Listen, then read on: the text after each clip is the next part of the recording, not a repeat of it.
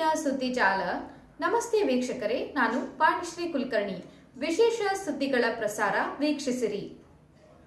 ಮುಟ್ಟಿನ ಆರೋಗ್ಯವು ಹಕ್ಕು. ಸುಪ್ರೀಂ ಮುಟ್ಟಿನ ಆರೋಗ್ಯದ ಹಕ್ಕು ಸಂವಿಧಾನ ನೀಡಿರುವ ಜೀವಿಸುವ ಹಕ್ಕಿನ ಭಾಗ ಎಂದು ಸುಪ್ರೀಂ ಕೋರ್ಟ್ ಶುಕ್ರವಾರ ಸಾರಿದೆ. ಖಾಸಗಿ ಶಾಲೆಗಳನ್ನು ಒಳಗೊಂಡಂತೆ ಎಲ್ಲ ಶಾಲೆಗಳಲ್ಲಿ ವಿದ್ಯಾರ್ಥಿನಿಯರಿಗೆ ಮಣ್ಣಿನಲ್ಲಿ ಕರಗುವ ಸ್ಯಾನಿಟರಿ ನ್ಯಾಪ್ಕಿನ್ಗಳನ್ನು ಉಚಿತವಾಗಿ ನೀಡಬೇಕು.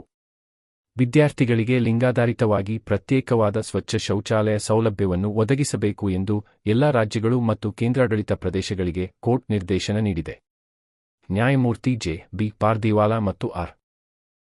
ಮಹಾದೇವನ್ ಅವರಿದ್ದ ನ್ಯಾಯಪೀಠವು ಈ ಮಹತ್ವದ ತೀರ್ಪು ಪ್ರಕಟಿಸುವ ಮೂಲಕ ಲಿಂಗ ಸಮಾನತೆ ಮತ್ತು ಶೈಕ್ಷಣಿಕ ಸಮಾನತೆಯನ್ನು ಎತ್ತಿಹಿಡಿದಿದೆ.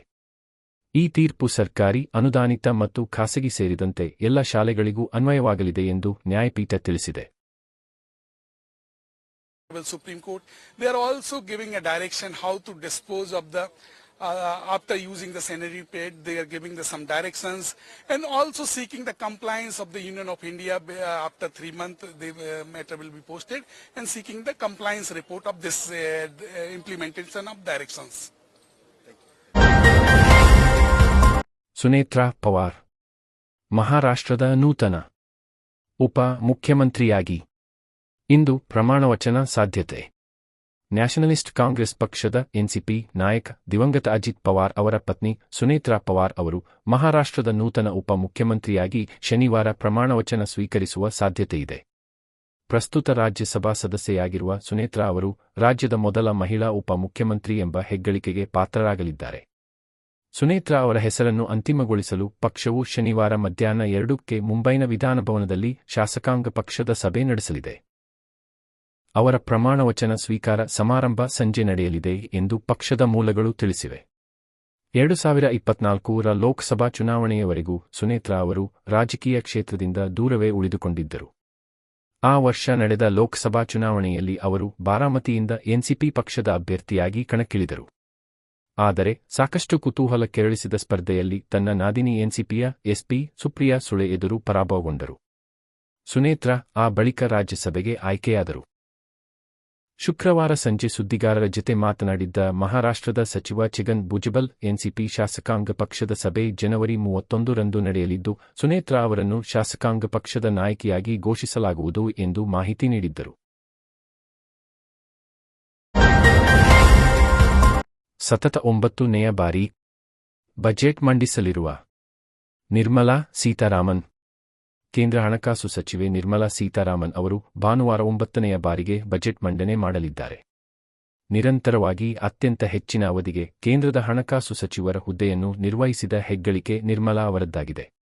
ನಿರ್ಮಲಾ ಅವರು 2019ರ ಮೇ 31ರಂದು ಕೇಂದ್ರ ಹಣಕಾಸು ಸಚಿವರಾಗಿ ಅಧಿಕಾರ ಸ್ವೀಕರಿಸಿದರು. ನಂತರ ಕೋವಿಡ್ ಸಾಂಕ್ರಾಮಿಕ, ಜಾಗತಿಕ ಮಟ್ಟದಲ್ಲಿನ ಹಲವು ಬಿಕ್ಕಟ್ಟುಗಳ ಸಂದರ್ಭದಲ್ಲಿ ಅವರು ಈ ಹೊಣೆಯನ್ನು ನಿರ್ವಹಿಸಿದ್ದಾರೆ. ಭಾರತವು ಅವರ ಅವಧಿಯಲ್ಲಿ ವಿಶ್ವದಲ್ಲಿ ಅತ್ಯಂತ ವೇಗದ ಬೆಳವಣಿಗೆ ಕಾಣುತ್ತಿರುವ ಪ್ರಮುಖ ಅರ್ಥವ್ಯವಸ್ಥೆ ಎಂಬ ಹೆಗ್ಗಳಿಕೆಗೆ ಪಾತ್ರವಾಗಿದೆ. ನಿರ್ಮಲಾ ಅವರು ಹಣಕಾಸು ಸಚಿವೆ ಆಗಿ ಜನವರಿ 31ರಂದು ಶನಿವಾರ 6 ವರ್ಷ 8 ತಿಂಗಳು ಕಳೆದಿವೆ. ಅವರು ಭಾನುವಾರ ಬಜೆಟ್ ಮಂಡನೆ ಮಾಡಲಿದ್ದಾರೆ.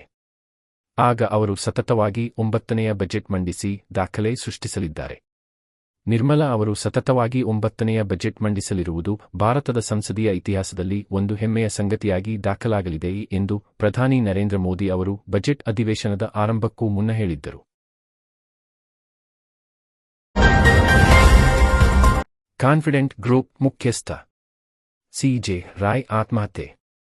ರಿಯಲ್ ಎಸ್ಟೇಟ್ ಕಂಪನಿಯಾದ ಕಾನ್ಫಿಡೆಂಟ್ ಗ್ರೂಪ್ ಮುಖ್ಯಸ್ಥ ಸಿ.ಜೆ. ರಾಯ್ 57 ವರ್ಷದ ಅವರು ಆದಾಯ ತೆರಿಗೆ ಇಲಾಖೆಯ ಐಟಿ ಅಧಿಕಾರಿಗಳು ಕಚೇರಿಯಲ್ಲಿ ಇರುವ ಸಂದರ್ಭದಲ್ಲಿಯೇ ಶುಕ್ರವಾರ ಮಧ್ಯಾಹ್ನ 3 ಗಂಟೆ ಸುಮಾರಿಗೆ ಪಿಸ್ತೂಲ್ನಿಂದ ಗುಂಡು ಹಾರಿಸಿಕೊಂಡು ಆತ್ಮಹತ್ಯೆ ಮಾಡಿಕೊಂಡಿದ್ದಾರೆ. ಕೇರಳದ ರಾಯ್ ಅವರು ಬೆಂಗಳೂರಿನಲ್ಲಿ ರಿಯಲ್ ಎಸ್ಟೇಟ್, ರೆಸಾರ್ಟ್, ಹೋಟೆಲ್, ಶಿಕ್ಷಣ ಸಂಸ್ಥೆಗಳನ್ನು ನಡೆಸುತ್ತಿದ್ದರು. ಕೇರಳದಲ್ಲೂ ಹಲವು ಉದ್ಯಮಗಳನ್ನು ನಡೆಸುತ್ತಿದ್ದರು. ಕಾನ್ಫಿಡೆಂಟ್ ಗ್ರೂಪ್ ಕಚೇರಿ ಸೇರಿದಂತೆ ರಾಯ್ ಅವರಿಗೆ ಸೇರಿದ ವಿವಿಧ ಸ್ಥಳಗಳ ಮೇಲೆ ಆದಾಯ ತೆರಿಗೆ ಇಲಾಖೆಯ ಅಧಿಕಾರಿಗಳು ಕಳೆದ 3 ದಿನಗಳಿಂದ ಪರಿಶೀಲನೆ ನಡೆಸಿದ್ದರು. ಶುಕ್ರವಾರ ಬೆಳಿಗ್ಗೆಯಿಂದಲೂ ಅವರ ಕಚೇರಿಯಲ್ಲಿ ದಾಖಲೆಗಳ ಪರಿಶೀಲನಾ ಕಾರ್ಯದಲ್ಲಿ ಕೇರಳದ ಐಟಿ ಅಧಿಕಾರಿಗಳು ತೊಡಗಿದ್ದರು. ಪದೇ ಪದೇ ಐಟಿ ಅಧಿಕಾರಿಗಳು ದಾಳಿ ನಡೆಸುತ್ತಿದ್ದಾರೆ. ಮಾನಸಿಕವಾಗಿ ಒತ್ತಡ ಹೇರುತ್ತಿದ್ದಾರೆಂದು ನೊಂದು ತಮ್ಮ ಬಳಿ ಇದ್ದ ಪಿಸ್ತೂಲ್ನಿಂದ ಗುಂಡು ಹಾರಿಸಿಕೊಂಡು ಆತ್ಮಹತ್ಯೆ ಮಾಡಿಕೊಂಡಿದ್ದಾರೆ ಎಂದು ಕುಟುಂಬಸ್ಥರು